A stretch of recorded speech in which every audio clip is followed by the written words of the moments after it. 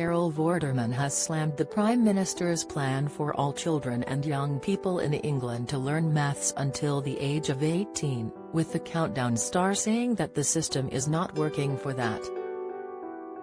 Rishi Sunak said on Wednesday that he aims to tackle high rates of innumeracy in the country, but the maths expert doesn't think the proposed idea will be enough to get youngsters thriving in mathematics.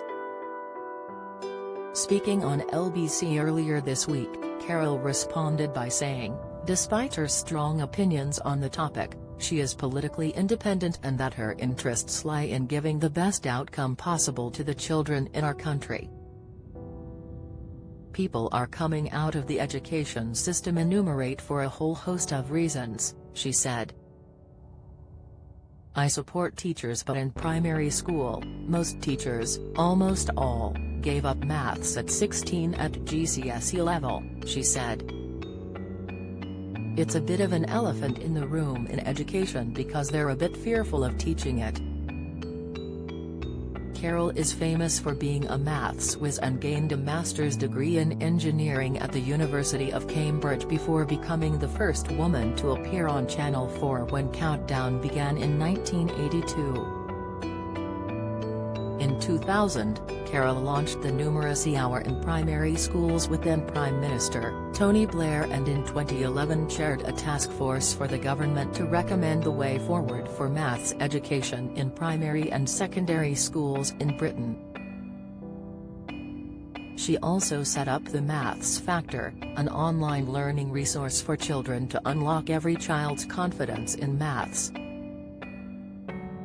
Instead, Carol has suggested that teenagers who are fearful of the more in-depth parts of numeracy, like trigonometry, should not be forced to learn those equations for the sake of an exam, and should focus on practical maths skills.